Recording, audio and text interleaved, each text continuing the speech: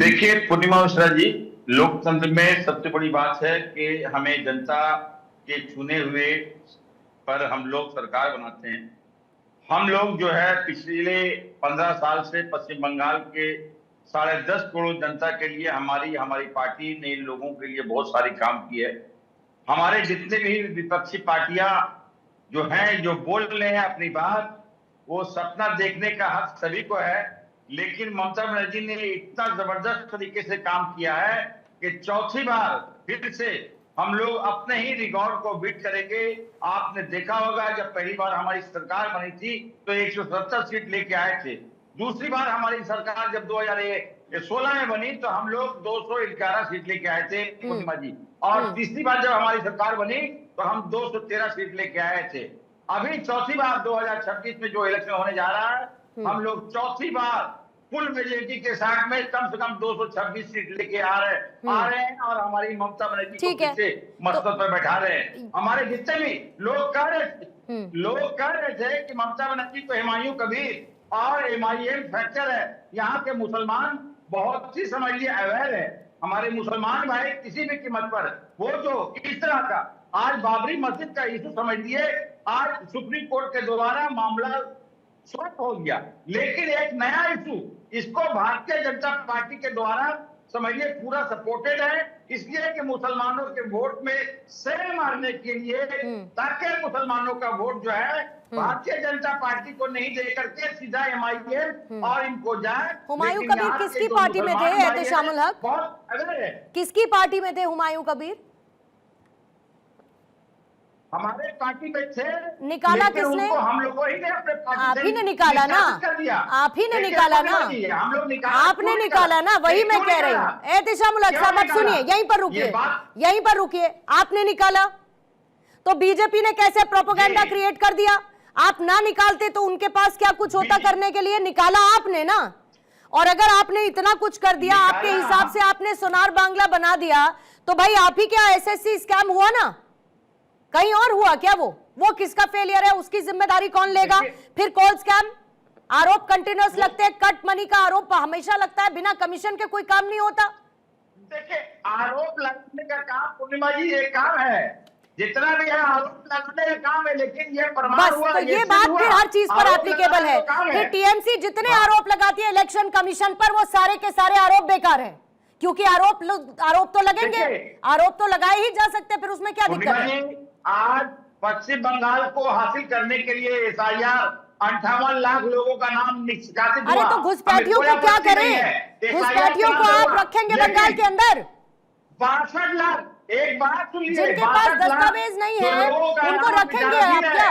एहतेशामुल हक साहब, लोगों का नाम निकाला दीजिए पूर्णिमा जी। अरे तो नहीं है ना उनके पास दस्तावेज, किसी ने चुरा थोड़ी लिया, उनके पास दस्तावेज नहीं है तो नहीं होंगे लिस्ट में। बिल्कुल है, दस्तावेज सबके पास है। तो फिर कैसे आयोग को इस्तेमाल केंद्र सरकार कर रही है? अरे फिर कोर्ट जाए, केंद्र सरकार कोर्ट चले जाए, ओपन है मामला। नहीं तो इसमें तो फिर चुनाव को फिर डिलीट करें आप, चुनाव को फिर डिलीट करें, इसका मतलब तो उससे नीचे भी लोग अधिकृत कर रखे हैं, फिर जाए ना उनके पास। आपके भी तो BLAs हैं, BLAs क्यों नहीं काम कर रहे वहां पे? आपके भी BLAs हैं, BLAs को बोलिए अपने ब्लॉक लेवल एजेंट्स को वो काम करें, वो वहां पे रेक्टिफाई करवाएं। वो क्यों नहीं अब दिखा पा रहे कि कहां पे दिक्कत हो रही है? सब काम कर रहे हैं, BLA काम कर रहे हैं, लेकिन तो फिर किस बात का डर है एहतेशामुल हक साहब? अगर आपके BLAs काम कर रहे हैं तो फिर किस बात का डर, किस बात का आरोप इलेक्शन कमीशन पे? सौरभ सिकदर साहब आप आ जाइए जरा मुझे। हाँ सिकदर साहब, देखिए डर इस बात का है कि पब्लिक अपना वोट ना दे पाए। ये सरकार चुनाव जीतते हैं, पब्लिक को वोट दान से दूर में रखे। शहर में हमने देखा है, कलकत्ता शहर की बात कीजिए, जहाँ पे मुख्यमंत्री रहते हैं, वहां पे सारे हाई राइज में ताला मार दिया जाता है कि वोटर जाके वोट ना कर पाए। और पिछले बार जो वोटर जाके वोट किए थे वो आकर पानी का लाइन काट दिया गया, बिजली का लाइन काट दिया गया। तो यही डर जो है कि वोटर वोट ही ना कर पाए, क्योंकि वोटर वोट करेगा तो वोटर परिवर्तन नहीं, राहत चाहते हैं इस सरकार से। वोटर एक्चुअली राहत चाहता है इस सरकार से, क्योंकि देखिए यह मेरा बीजेपी का प्रवक्ता के नाते मैं नहीं बोल रहा हूं, कलकत्ता का हाईकोर्ट ने बोला है कि बंगाल में कानून का शासन ही नहीं, यहाँ ममता बनर्जी का शासन चलता है, कानून का शासन नहीं है। तो इसीलिए राज्य सरकार का संरक्षण है। हाँ, इसीलिए सारा पश्चिम बंगवासी यही चाहता है कि कानून का शासन प्रतिष्ठित हो, एक दुर्नीति मुक्त सरकार हो, एक स्वच्छ सरकार हो, नहीं, लेकिन और फिर लॉ एंड ऑर्डर सिकदर पुनः साहब, प्रतिष्ठित फिर हो। जब घुसपैठ की बात आती है तो घुसपैठ की अकाउंटेबिलिटी तो फिर आपके ऊपर भी है ना, कि नहीं है? यही हमारे ऊपर इसीलिए वो देना चाहता है, जिसका स्पष्ट जवाब हमारे गृह मंत्री ने पार्लियामेंट में दे दिया था कि बंगाल सरकार ने 600 किलोमीटर जमीन नहीं दिया था, और घुसपैठ बंगाल में वहीं से हो रहा है, जो अनसिक्योर्ड बॉर्डर है वहां से घुसपैठ करते हैं, और तुरंत उसके बाद वही के पंचायत सदस्य, वही के काउंसिलर उसका आईडी बना देते हैं, और वही आईडी लेके ना केवल पश्चिम बंगाल में पूरा देश में फैल जाते हैं। आप देखिए पूरा देश में नहीं, तो तो SIR का काम फिर सिस्टम पैरालिसिस है और कुछ नहीं हो सकता ना फिर तो। नहीं, बिल्कुल हो सकता है ना। इस मई के बाद जब अपना सरकार प्रतिष्ठित होगा, घुसपैठ बंद हो जाएगा बंगाल में। आज गृह मंत्री जी ने बोला है 45 दिन में बंद हो जाएगा। 45 दिन में सारा बॉर्डर को सिक्योर किया जाएगा, उसके बाद घुसपैठ होगा कहां से? ठीक है, हर्ष आप कुछ ऐड करना चाहते हैं? पूर्णिमा जी, मेरे एक मित्र हैं जो बंगाल में रहते हैं, उनसे कुछ दिन पहले बात हो रही थी, वो दिल्ली आए हुए थे, तो मैंने पूछा कि बंगाल में अभी ग्राउंड सिचुएशन क्या है। वो कहते कि भाई बीजेपी को बहुत ही ज्यादा, सेंटर को मतलब एनडीए सरकार को, बीजेपी सरकार को वहां पे सिक्योरिटी फोर्सेस बढ़ानी पड़ेंगी। मैंने पूछा क्यों, ऐसा क्या है? कहते इतना भय का माहौल है अभी। टीएमसी वाले क्या करते हैं कि जहां पे बीजेपी का ऑप्शन होता है ईवीएम में, उस पे इत्र लगा देते हैं, और लोग जब आके बाहर वोट देके आते हैं तो उनकी उंगलियां सूंघी जाती हैं कि कहीं उन्होंने बीजेपी को वोट तो नहीं दिया। और जिसने बीजेपी को वोट दिया होता है उनकी घर की बिजली काटना, पानी काटना, उनको पीटना। ये आप लोगों से ग्राउंड पे बात कीजिए, ये मैं फैक्चुअल बात कर रहा हूं कि जो हकीकत में वहां पे हो रहा है, कोई सुनी सुनाई बात नहीं है। वो बंदा जो वहां पे ग्राउंड पे रहता है, जो इस चीज से गुजर चुका है, उसने मेरे को ये बताइए। आप ये बताइए ऐसे उसमें फ्री एंड फेयर इलेक्शन कैसे हो सकता है? ठीक है, लेकिन पुरोहित जी को इस पर काफी हंसी आ रही है। पुरोहित जी अपनी बात रखिएगा, और एहतिशामुल हक साहब मैं आपसे थोड़ा अटेंशन की दरखास्त करूंगी, बोलिएगा पुरोहित जी। पूर्णिमा जी, हंसी नहीं आ रही, मैं तो खाली मुस्कुरा रहा था। लोगों को हंसी आ रही है मेरी बातों पे, किसी के क्या हो रहा है, कभी रोना आ रहा है, कभी क्या हो रहा है। लेकिन आप इलेक्शन कमीशन पे कह रहे हो इत्र लगा देते हैं मशीन में, मतलब इलेक्शन कमीशन फेल है वहां। और आप अभी कह रहे हो विपक्ष कह रहा है इलेक्शन कमीशन नहीं ये कर रहा है, तो खुद ही कह रहे हैं इलेक्शन कमीशन फेल है, चुनाव नहीं करवा पा रहा वहां के। आप जिसके अनऑफिशियल स्पोक्सपर्सन है टीएमसी के, उसके वर्कर्स लगाते हैं सर, इलेक्शन कमीशन थोड़ी ना लगाता है। एम्प्लॉय होता है। आपको मैं जानकारी दे दूं, पोलिंग ऑफिसर, प्रिजाइडिंग ऑफिसर ज्यादातर बंगाल सरकार का एम्प्लॉय होता है। और दूसरी बात है कि वहां पे अपन अपना एजेंट को ही नहीं बैठने दिया जाता है, मार के हटा दिया जाता है सुबह से ही। बोलिए पुरोहित जी। बोलने नहीं दोगे दूसरे को, तो ये तो लोकतांत्रिक व्यवस्था को डर ये है, डर। बोलिए ना वरुण। मैं बोलने लगा तो दोनों बीच में बोलने लगे, मैं तो नहीं बोला। बोलिए। ये डर फैलाना चाहते हैं देश का। अरे वरुण जी बोलिए ना, बड़ा डर है इस देश में, बड़ा डर है इस देश में। अभी एक गारंटी भी बोलने लग गए, गारंटी है। गारंटी शब्द का भी पता लग जाएगा आपको जब रिजल्ट आएगा 4 मई को।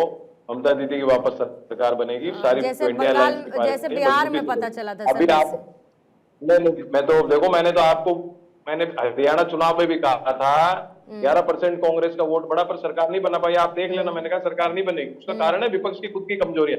मोदी जी का कोई ग्लैमर नहीं चल रहा है कि बंगाल में मोदी जी का ग्लैमर हो गया। ममता दीदी, बीजेपी तो मोदी सेंट्रिक है, मैं कह रहा हूँ। मोदी जी का ग्लैमर नहीं चलेगा, फेल हो गई। उनके पास कौन सी स्थानीय लीडरशिप है? आपने अभी हुमायूं कबीर की बात की, सारे कॉस्मोपॉलिटन बीजेपी, सारे कांग्रेस किसके सेंट्रिक है? राहुल गांधी सेंट्रिक है कांग्रेस।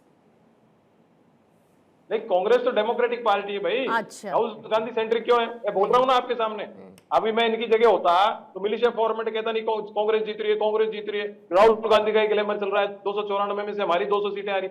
ये मैं थोड़ी बोल रहा हूँ ऐसे, ये राहुल गांधी का नाम ये जपने लगे, मैंने तो बोला ही नहीं है। और मैं जो आपको फैक्चुअल पोजीशन बता रहा हूँ, वेस्ट बंगाल के अंदर ये जो कोशिश कर रहे हैं कि महिलाएं ममता दीदी से कट जाएं, मुस्लिम्स कट जाएं। हुमायूं कबीर की आपने बात की थी, मैं फिर वापस रिपीट कर रहा हूँ। वो अगर तृणमूल से आया तो भारतीय जनता पार्टी के पास कौन सा ओरिजिनल नेता है वहाँ? वो भी कांग्रेस और तृणमूल से ले लेकर के आए। इनके खुद के पास तो कोई सामान ही नहीं है कहीं भी, तो इनका खुद का कहीं और नहीं है। लेकिन क्योंकि अभी केंद्र सरकार में बैठे हुए हर तरह से वोट से इनके पास वो इस्तेमाल कर रहे हैं, ग्लैमर इनका खत्म हो चुका चुका, ठीक और है। विपक्ष अगर मजबूती से चुनाव लड़ेगा तो कहीं भी नहीं आ ठीक है। सकता। और वेस्ट बड़ा- बंगाल में तो ममता दीदी की ठीक शपथ है सर, लेंगे बड़ा आप। confuse- आपको ठीक पता है, है। मतलब अब- गठबंधन हो अब- गया कांग्रेस और तृणमूल का बंगाल में। ओके। वरुण जी का बातों से यही लगता है कि बंगाल में तृणमूल और कांग्रेस का गठबंधन हो गया। अच्छी बात है, नया जानकारी मिली। नहीं नहीं, वो तो नेशनल अलायंस है ना सर, वो तो नेशनल अलायंस नहीं, है। बंगाल राजीव- में अधीर ठीक, ओके, चौधरी सिद्धर साहब, जो रोज सिद्धर साहब, let तृणमूल me को take the गाली दे closing रहा comment. है, तो सिद्धर साहब, आज पता चला कि एक्चुअल अलायंस हो ठीक गया है। तृणमूल और कांग्रेस के।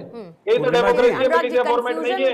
कंफ्यूजन मेरे विचार बड़ा एक भयंकर प्रोग्राम है अपने जब कर- वरुण पुरोहित जी ये कहते हैं कि जो इनके पास है वो भी तृणमूल कांग्रेस से निकला, जो इधर हमारे पास वो भी तृणमूल कांग्रेस से, हुमायूं कबीर तृणमूल कांग्रेस से निकला, इधर ये तृणमूल कांग्रेस के साथ नेशनल अलायंस में है, तो मतलब तो फिर सब तृणमूल कांग्रेस ही है ना। नहीं, वही यहाँ बिल्कुल, पे बिल्कुल। वेस्ट बंगाल में समस्या यही, कांग्रेस के सामने सबसे बड़ी प्रॉब्लम यही है कि वहाँ सेंटर में इनको टीएमसी का साथ चाहिए जगह जगह पे जहाँ पे जरूरत हो। वेस्ट बंगाल में इस वजह से वो थोड़ा सा वो खट्टी मीठी लड़ाई लड़ रहे हैं, वहाँ पे वो स्ट्रैटेजिक मुद्दों पे आएंगे नहीं, वहाँ पे सिवाय भ्रष्टाचार और छोटी मोटी बातें करके वो लोग अलग हो जाएंगे। और ये बातें कांग्रेस के प्रवक्ता से साफ दिख रही हैं कि वो लोग टीएमसी को बहुत बड़ा नाराज नहीं करना चाहते। अगर जिस तरह से दिल्ली में कांग्रेस लड़ी थी, उसने आम आदमी पार्टी को मेजर डेंट पहुंचाया, वेस्ट बंगाल में ये नहीं कर सकते हैं क्योंकि वहां पे सेंटर में इनके अलायंस में प्रॉब्लम हो सकती है। ठीक है सर, आप सभी मेहमानों का बहुत बहुत शुक्रिया। मेरे पास समय इतना ही है, लेकिन एक तय है कि आरोप लगते रहे, अंतिम फैसला ना दिल्ली करने वाली है, ना कोलकाता की सियासत करने वाली है। बंगाल की जनता असली फैसला करेगी चुनावी नतीजों को दिन, और उससे पहले तो खैर आरोप प्रत्यारोप का दौर चलता ही रहेगा।